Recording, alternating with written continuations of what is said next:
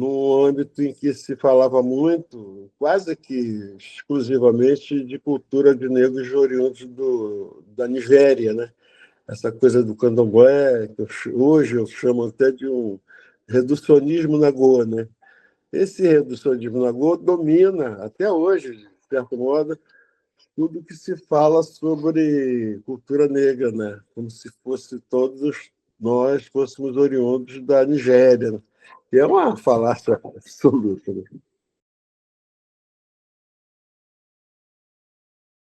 Eu tenho uma origem assim muito distante, né, do meio artístico em geral, né? Eu sou jovem, aos 20 anos eu vivo num bairro muito distante chamado Padre Miguel, mas era ditadura militar. A gente tinha uma visão muito diferente também do que fosse, né, a ditadura militar.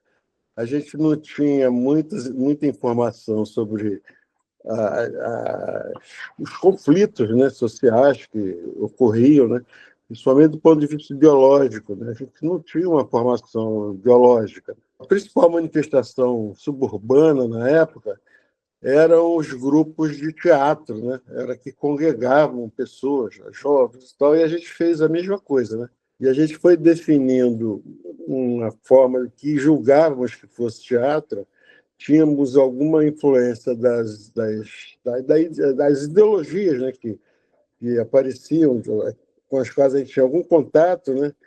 E a esquerda era muito forte por causa da luta contra a ditadura, né? E a gente acabou sendo muito influenciado por um autor chamado Bertolt Brecht. Todo mundo conhece hoje, e nós absolutamente não conhecíamos, mas tivemos uma entrada assim numa ideologia de esquerda, que a gente não sabia o que queria dizer exatamente. Um pouco depois, a gente fez uma peça de teatro, eu comecei a escrever, né? E fiz uma peça de teatro num contexto já de querendo entender o conflito da exclusão social, socio-racial no Brasil, né? Até por sentir na própria pele, né? Essa coisa do racismo. Né? E se escreveu um texto teatral ligado a isso, basicamente a cultura do negro no Brasil, né? A cultura toda do meu bairro, né? A cultura do Rio de Janeiro, a cultura negra, né? Do Rio de Janeiro, toda informada por culturas que não apareciam nos livros. Os textos todos, nada disso aparecia. Isso me instigou bastante a sair, aí sim, a sair em campo, né? Eu descobri que eu mesmo tinha que começar a registrar essas coisas para que elas se tornassem visíveis, né? Do mesmo modo que havia essa relativa à invisibilidade, ela continua existindo pós-ditadura, né? Eu percebo que essa dicotomia, né, entre culturas africanas, a visão, né, delas, né, continua a existir até hoje. O meu trabalho é muito marcado por isso, né? Por essa tentativa de demonstrar que tem muita coisa que está apagada ainda. Né? É um enfoque assim distorcido, né? Um pouco distorcido dessa realidade da cultura africana no Brasil. Então não melhorou muito, não. Aliás, alguns problemas eu tive, né? Nesse campo da música, basicamente. Né? Eu montei um grupo musical com a intenção exatamente de refletir essas coisas, de trazer à luz as culturas que eu achava que diziam mais respeito ao Brasil, e no caso, principalmente Angola, né? E Angola vivia, na época, uma guerra civil muito cruenta, né? As independências africanas ocorrem nesse período, né? Angola fica independente em 1975, né?